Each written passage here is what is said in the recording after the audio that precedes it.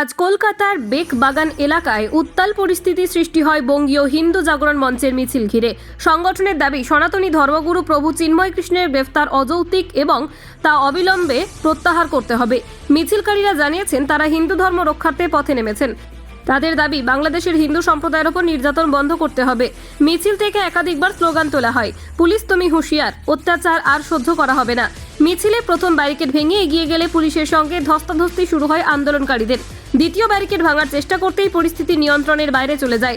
পুলিশের সঙ্গে আন্দোলনকারীদের সংঘর্ষে এক পুলিশ কর্মীর মাথায় গুরুতর আঘাত লাগে।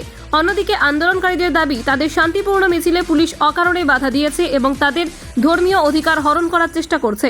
কলকাতার রাস্তায় এমন উত্তাল পরিস্থিতি নিয়ে জনমনে মিশ্র প্রতিক্রিয়া তৈরি হয়েছে। কিন্তু মুক্তি তো 3-4 দিন হয়ে গেল, তারপরে ইসকনের যারা সমর্থক আছে তাদেরকে সেনা ধরে নিয়ে যাচ্ছে, অন্যান্যরা আক্রান্ত হচ্ছে। শুধু ইসকনের সমর্থক নয়, বাংলাদেশে অন্যান্য অনেক সন্ন্যাসীদেরকেও ধরা হচ্ছে, বিভিন্ন রকমভাবে অকারণে তাদেরকে জেরা করা হচ্ছে।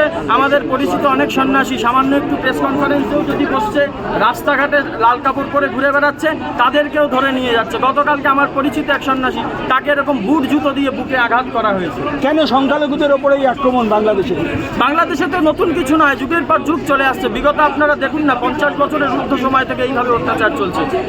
পূর্বতন সরকার থেকে শুরু করে এখন পর্যন্ত এই অত্যাচার চলে যাচ্ছে। কিন্তু গত 1 মাসের তো অবস্থা পরিবর্তন হয়েছে, এটা কি সরকার পরিবর্তনের জন্য?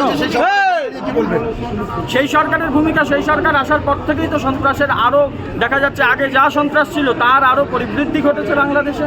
আপনারা কি বাংলাদেশের যারা মানুষ তাদেরকে এই দেশে আসার ব্যাপারে কি বলবেন? ভিসা বাতিল, বাংলাদেশকে তারা অশান্ত করতে চাইছে।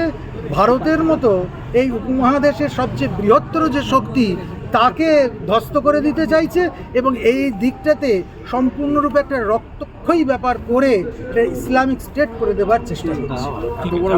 রেকর্ডের জন্য আপনার নাম এবং ডেজিগনেশন যদি পরবর্তীকালে আমরা আরো বৃহত্তর আন্দোলনের পথে যাব, যেখানে সাধুরা এইভাবে অত্যাচারিত হচ্ছে, যেখানে সাধারণ মানুষ অত্যাচারিত হচ্ছে, আমার মা বোনেরা রক্তাক্ত হচ্ছে, তাদের ইজ্জত নিয়ে নিচ্ছে, সেখানে আমরা সাধু বলে চুরি পরে বসে থাকবো না। বঙ্গীয় হিন্দু জাগরণের আজকের যে আন্দোলন, আগামীতে আপনাদের যারা আরও অন্যান্য যে সংগঠন রয়েছে, হিন্দুত্ববাদী সংগঠন, তাদের একত্রিত করে কোনো আন্দোলনের দিকে আপনারা যেতে চাইছেন? যদি আজকের এই আন্দোলনে কোনো ফল না হয়, যদি তারা সজাগ না হয়, তাহলে এর থেকেও আরও তীব্রতর আন্দোলন কলকাতা দেখবে। শুধু কলকাতা নয়, ভারতবর্ষের দিকে দিকে হবে। রাষ্ট্রপতির কাছে কোনো ডেলিগেশন যাচ্ছে আপনাদের?